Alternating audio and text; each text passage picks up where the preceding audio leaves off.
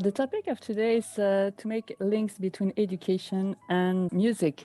So how do we learn through music? Music, in my 35 years since I created the dialogic approach to education in the arts, music serves as a catalyst for such a collective conversation. We're going to tackle on music and dialogue as forms of learning and also happiness for all ages. So our two guests today will speak respectively. So Matt Herskowitz about the mutual enthusiasm of an authentic personal musical performance that tells a story. And then Professor Cornett will talk about a model of education that moves beyond conventional venues and which is based on creativity and dialogue. Matt Herskowitz is a virtuoso pianist whose compositions combine classical, jazz, pop, and world music. After more than 20 years of classical concerts, he trained in jazz at the Curtis Institute in Philadelphia, then took a detour in pop music.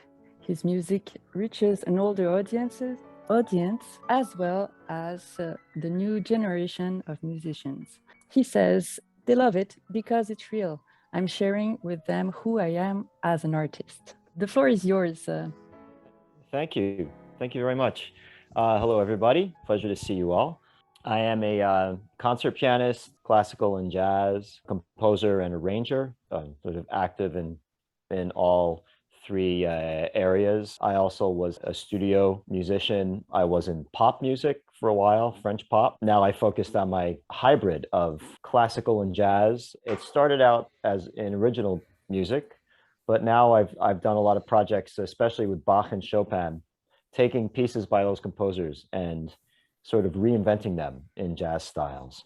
In Philadelphia, just to clarify, Curtis Institute of Music is a very classical conservatory. They still don't have jazz program, even though it is in the city that is sort of the capital of jazz, Philadelphia, you could say. And because I was in Philadelphia, I hooked up with some jazz musicians there, and I got taken under the wings of some jazz mentors, which kind of helped lead me on the path that I'm on now. Anyway, that's a little bit of background about me. I prepared a little bit of a blurb on what my reflections on my both concerts, interactions with after concerts, and I would say oftentimes in touring, I do pre-concert lectures, and there's a Q&A with the audience. It's interesting, in a lot of places, you get to know the audience a lot more than you think you will. It often just from these pre-concert things, you meet people beforehand, and then afterwards you stay and talk. So for me, part of performing is having a personal experience, exchange with the audience. And some of the presenters I've worked with are great in doing that. Anyway, when I was asked to come up with a theme about performing, enthusiasm for the live exchange was something that really kind of stuck out for me about my experiences. My performances of all types around the world. Now, this can be, I've played everywhere from bars, jazz clubs, intimate house concerts, and giant concert halls. I've been fortunate to be able to have done all of that.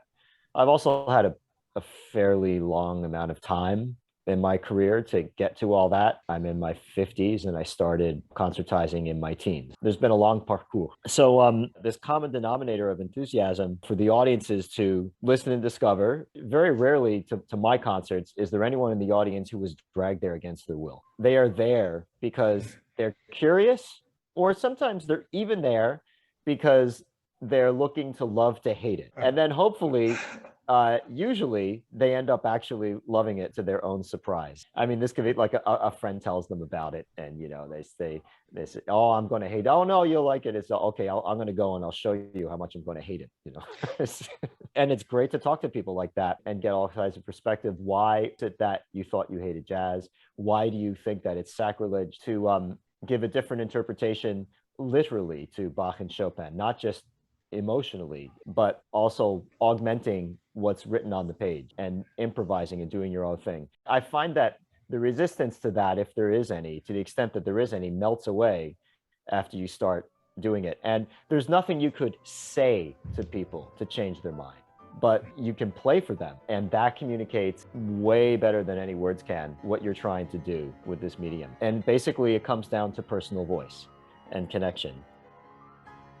The audience's enthusiasm to listen and discover, my enthusiasm to communicate what I had on the inside, and that I worked very hard to be able to perform and get it on the outside. And my enthusiasm to share that with the audience and to get their feedback. And then there is the shared enthusiasm of what happens on stage between the audience and me, the performer. There's an invisible energy that goes back and forth. It's a true connection. Now, to be honest, sometimes I don't feel that. It happens. Sometimes you can tell it really wasn't there for some reason. But other times, for whatever reason, I was in a bubble and I missed it, and it was there. I have learned over the years to try to open myself up.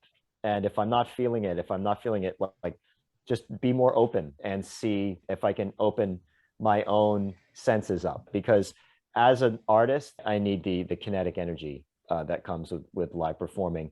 That's always been why it's easier for me to perform a live concert. It doesn't matter if it's at Carnegie Hall or the Sydney Opera House, than it is to record an album in a studio in front of nobody. That I don't have any feedback there. I don't have that live kinetic feedback. And it's harder for me to give my best performance in that circumstance. I've learned to do it. But for me, that's why I love the progression from albums to video. You know, my new projects are all video. And that's great because they're videos that are for these new medium. What used to be like things that would be done on Radio Canada or CBC is now the province of things like Medici TV, which is subscriber-based arts online television. So you subscribe, and the way that the production companies film this is they film you at a concert and then it goes live. And I think that's just a very honest way of doing things. Basically, all kinds of things that I've heard from audience members after concerts, I sort of alluded to it, both young and old. I used to have a preponderance of older people in the audience, and now there's younger people too. And they both say much the same thing, except the younger people don't have the same preconceptions that a lot of the older audience members had. They're really discovering something new. And the older audience, I find the ones who show up, they've heard everything before. They've often heard all of it before, but this is a new twist. And if I can offer them a new twist and a new way to hear something that they may have heard many, many times before, or just a new way of thinking about music, that sometimes I get that as feedback. Things like, well, I didn't think jazz and classical could go together, but you've convinced me here. Or I never thought I liked jazz, but I liked what you did. And a lot of that is just preconceptions of what is jazz, you know, or what should the role of classical and jazz be? What is the point of doing something new? These are all like legitimate questions, and the only way to answer them is just to do it and then talk with people afterwards and see how they felt. I usually know after I perform how it's reached them pretty specifically. Anyway, it's been an amazing adventure, this performing career.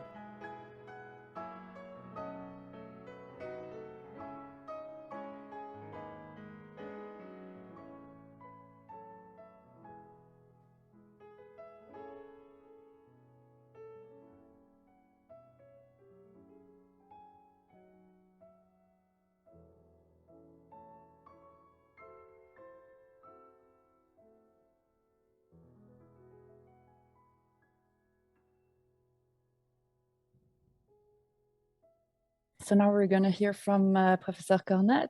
He's a graduate of the University of California, Berkeley, religious studies scholar.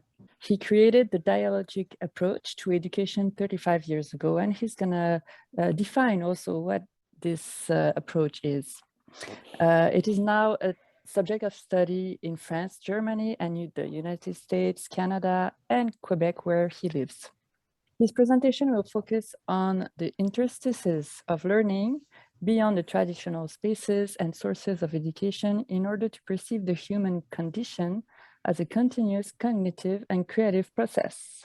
Thank you very much, Dr. Sokolov. First and foremost, I'd like to say why music constitutes a pedagogical paradigm. I believe that the key to teaching is not the professor talking, it's the professor listening. So therefore, the challenge we face from pre-K to postdoc is how can we create listening spaces so that we may learn. In that vein, I would like to say that the operative principle of a dialogic workshop is this: the only wrong question is the unasked question. Therefore, I'm going to circumvent the professor talking, and I'd like to listen to the questions in view of Matt Herskowitz's presentation. He gave us so much material, a critical mass for dialogue. And one reason I would invite all of us to participate in what I trust will prove a collective conversation. Learning is never a one-way street. It's always two-way. So I'd like, as Don Henley and the Eagles would put it, I'd like us to get right to the heart of the matter. Matt, this is a question about what you're looking for as you are playing. I'd just like to hear you riff on that. What are you looking for? Well, for me, groove is probably number one. And that may sound strange, but actually as a pianist, I play a percussive instrument. I guess that's why I love finding grooves for classical pieces and arranging them in this context. And a lot of it begins with that. How's it going to groove? But for me, all classical music, all music grooves, including classical, if you don't have some kind of a swing or a groove, it's not really working. Beethoven is, for me, the grooviest classical composer ever. You know, it's driving, it's the energy and the anticipation. It's always going somewhere. It's always driving towards something. Yeah, there are, of course, harmonic surprises occasionally, and there are, you know, it's really, if you take the groove out, it's ripping the floor out from under it. Since you have been performing for many years, was the engagement with the audience always important, or has it changed with time? What I've learned over all these decades performing is the importance of that connection. And also, I've learned how to improve on the connection and how to better transmit the energy and the emotion that I want to. I guess when I was young, I also went up and went in my bubble and said, this is what I'm doing, and take it or leave it. And sometimes that didn't always connect with an audience. And when it didn't, I was like, okay, well, why? And, you know, I've had a lifetime of analyzing that. And one of the things that you know, in my programs is that I have the freedom to modify what I'm playing if I feel that there's a disconnect between what I prepared and what the audience actually is responding to. But it's usually, I found, because I'm in a mood that's very closed. I'm not really communicating anything outside of myself. So you can be very introverted. Introverted is good. Yeah, that can be great. That can turn Carnegie Hall into a very small salon that you feel like you're in. Usually, if you go with the energy, it leads you to sort of like, sometimes it's a more dynamic one. And the thing that people responded to was that kind of burst of energy. So you go with the flow, and that's what I've learned, is to help read the audience, but also a lot of what we call a post-mortem after concerts when it didn't work, and figure out how to make that connection and keep it next time. You said that you've been doing shows for decades, and I was just wondering, how are you getting these shows? Is it a tour manager? Is it you renting out venues and like using your audience, like leveraging your own audience, or word of mouth? Like, And Oh, okay. and how has it changed Hey. from the beginning of your career to now? And my experience is that you are invited to perform. Either it started out with, you know, contacts I knew, friends, people I met. Let's say I used to play a lot of parties in New York City. I started making contacts and I started getting concerts through there. A few competitions led to some concerts. But then at a certain point, I got what's called artist management. Over the years, I've had many different booking agents, some more successful than others. But that's the sort of the general way is booking agents and management are the portal because they have the contacts with concert presenters. My case is a little different because even though I have that, the majority of my concerts actually have come through my own contacts, which is odd, but that's the way it's happened with me. And I could say the one major thing about that is that if that's where your concerts are coming from, you better keep on good terms and good relations with those contacts because they're the ones that are booking you. So you never know where it will come from. But I'm a little sour on the whole gatekeeper thing because I just find that they're less and less effective these days. It's always good to not be too much of a lone wolf and see if you can sort of team up with other artists that are doing similar things, or, you know, it's never going to be, you don't want it to be exactly the same, but people that are in your world that you know. I have tried to find places where I can find like-minded musicians to play with. Are there any tips or hacks for growing more comfortable with live performances? You want like the right people to collaborate with and then take it on the road. In a way, it's harder because of COVID. When I was like in Philly and New York, you just went out. You know, you went to jam sessions and you met tons of people, but there wasn't online at all back then. And now you've got resources online to find like-minded people, and you can connect with them online and then maybe get together, you know, maybe that could lead somewhere. This will serve as a coda, a conclusion for myself, but I'd like to pick up on some leitmotifs, recurring themes in what we've heard in the dialogues. How to sum up why music plays such a pivotal role in my dialogic philosophy of education. Matt Herskowitz mentioned a word that came back again and again and again. It's a leitmotif, as they say in opera. Energy.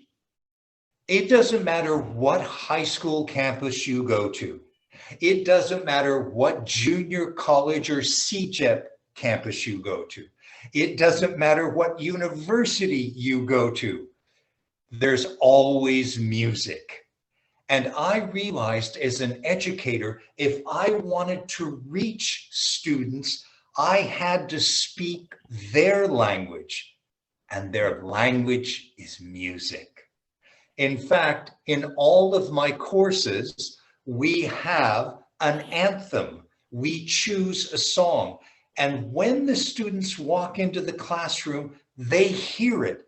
It energizes them when they hear Bob Seger singing Against the Wind as the anthem of academics. When they walk in and hear Bonnie Raitt singing, Let's Give Them Something to Talk About, it energizes them. So the real task of teaching is to create synergy between the teacher and the students. Or, as Matt Herskowitz has so well stated, to create that synergy between the performer and the audience. This is the pedagogical paradigm. Why music as not simply an end, a goal in and of itself, as it could be in the business, and music is an industry and a business. Malik brought that out, Matt Herskowitz brought it out.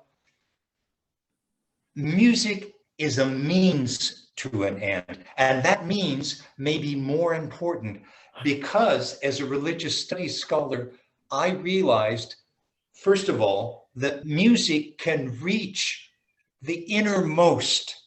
In fact, in all of my courses, I invite at the very beginning each of the students to compile the album of their life.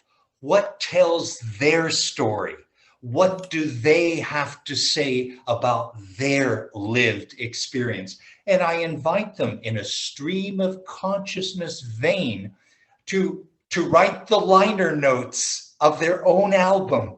Write your own liner notes. Why are these the songs that speak to you? Why is this the album of your life? And you know why?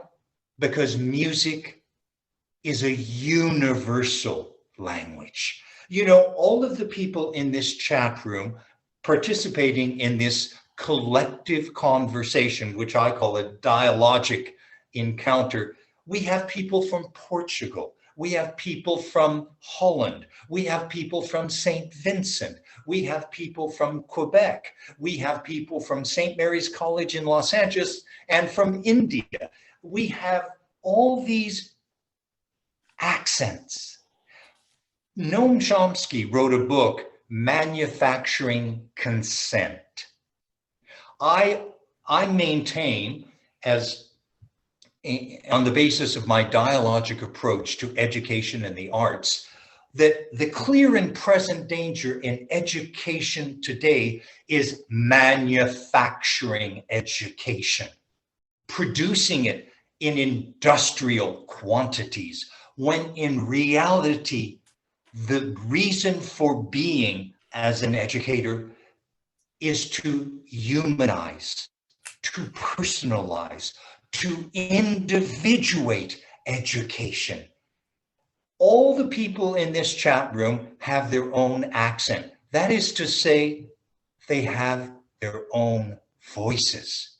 So the key for me as a professor is not that they speak with my voice, but they find their own voice. It's the greatest gift you can give in teaching, that each pupil, each student speak with their accent, find their voice, because then we have a chorus. It's polyphonic.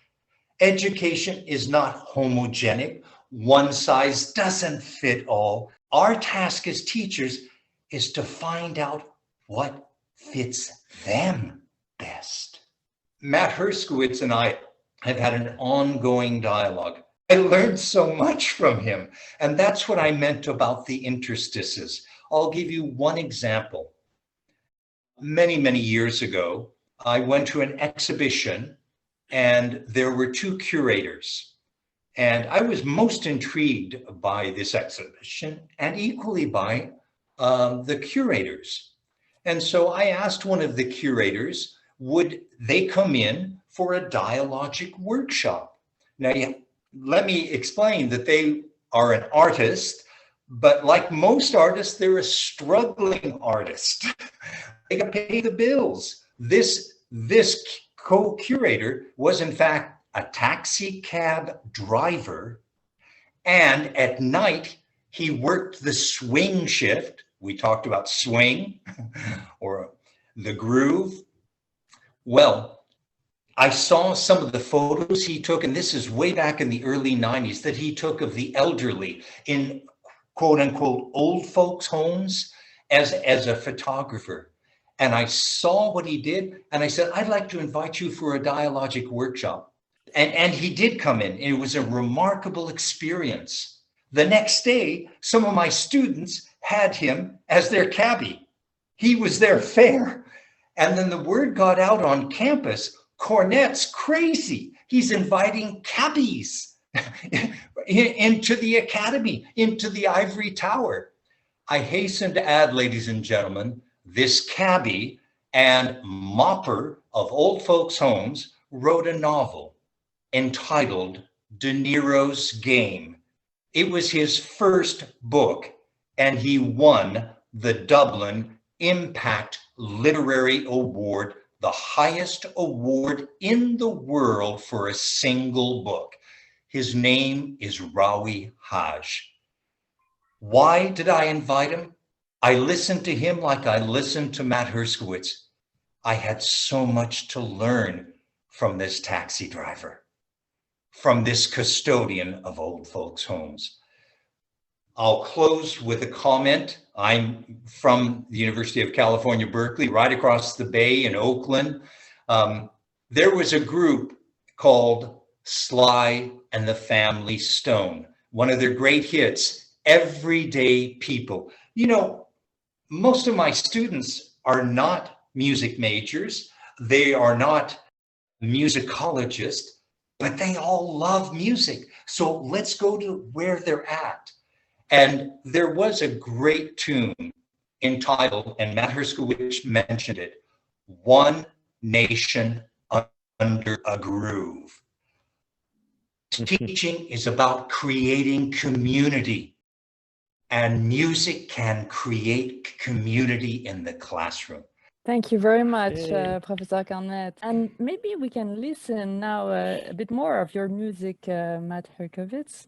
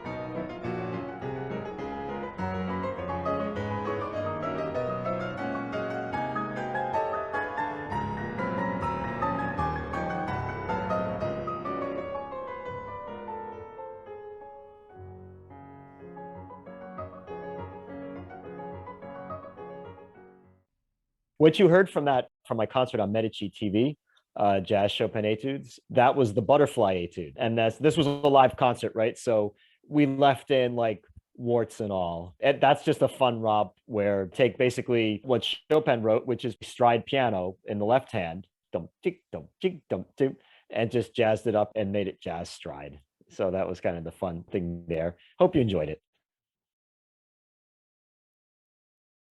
Many of the performing arts traditions in India, the classical art forms are derived from the ancient text Natya Shastra. There is a very important role for the audience. An audience is literally greeted and worshipped, as is the stage before the performance begins, because the goal of the performance is for the distinction between the performer and audience to disappear, and everybody just having that shared experience, which Matt so beautifully called the energy that he feels happens sometimes, and the one that he's open to when he knows he's in a bubble and other things. It's literally described in that ancient text. And the goal of all performance is to create that unifying oneness of experience where only the art remains and everything else disappears. The performer disappears into the performance, the audience disappears into the performance, and only the art remains. So a lot of this was reminding me of that conversation. And according to Natya Shastra, it's the artist's disciplined practice that happens for hours before that performance that allows the artist to make that magic happen. It's almost like, you know, the meditative sadhana is the word for disciplined practice that allows the artist to become one with the art enough to bring everybody else along. Thank you. Beautiful session. First of all, thanks, Melissa and Deanna, for hosting this. I've really enjoyed it. Wow, hearing all these great thoughts, including just this last one, was amazing. Ladies and gentlemen, many, many thanks to Engaged Lab. Thanks again for coming, everyone.